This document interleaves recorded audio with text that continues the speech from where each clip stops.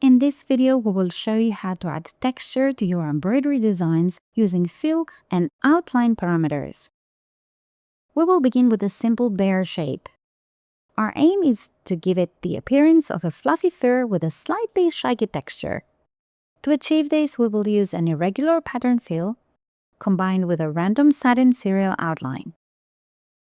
Let's see how to add texture to the body of the bear.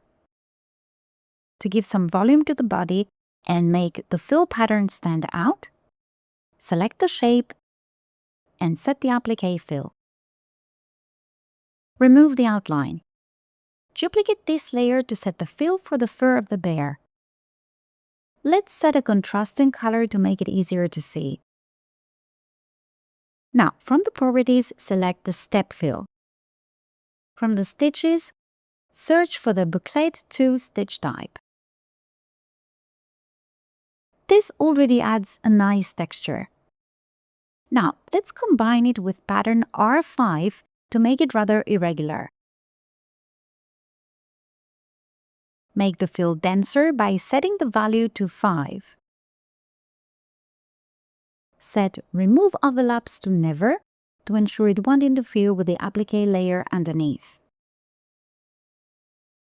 To build on this texture and make the fur appear fuller and more natural, duplicate the pattern layer once more. Again, I will change the color to help distinguish the layers. This time, uncheck the density to restore the auto value calculated by the software. Adjust the length value to 4 mm for variety. To make the texture appear more organic, start the Stitch Flow tool to add a curved direction. Click and drag, following the bear's back. Now you can drag and adjust its curvature to bend the fill the way you want. I'd say we change the direction of the layer below. To do so, go to Selection Mode to use the Hide Selected feature. Right-click to select the option to focus only on the layer we want to edit. Return to the Stitch Flow tool to apply a vertical direction to contrast with a curved one. Show the hidden layer once again. To finalize the design, select the shape and add an outline color. Now, check that the type is satin serial from the outline properties. Set width to 3.8 mm. To give it a slightly unkempt, natural look, increase random percentage to 30%. We can choose how this random effect is applied. Here, I'll select side A to make the irregularity appear on the outside. Now it's time to use the Color Manager to select the different layers and set the same color. The textured bear design is now ready for embroidery.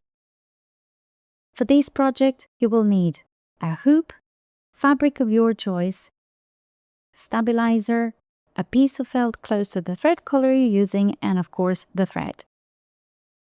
Hoop one piece of fabric along with a piece of stabilizer. Load the design on the machine. Place the hoop on the machine and start embroidering. We'll begin with the positioning stitches for the applique base. Cover the stitches with a piece of felt fabric close in color to the thread you're using so that it doesn't show through. The machine will continue with the tack down stitches.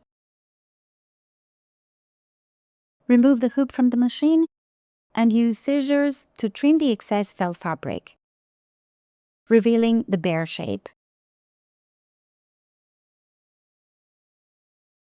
Place the hoop back on the machine. Continue with the first layer of the fill, which covers the felt base.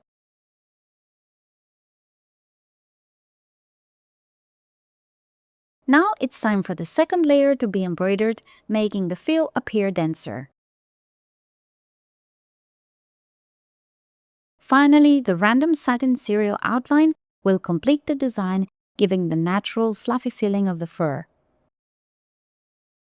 Feel free to experiment with these techniques and be inspired to add more texture to your embroidery designs. Enjoy creating and come back for more.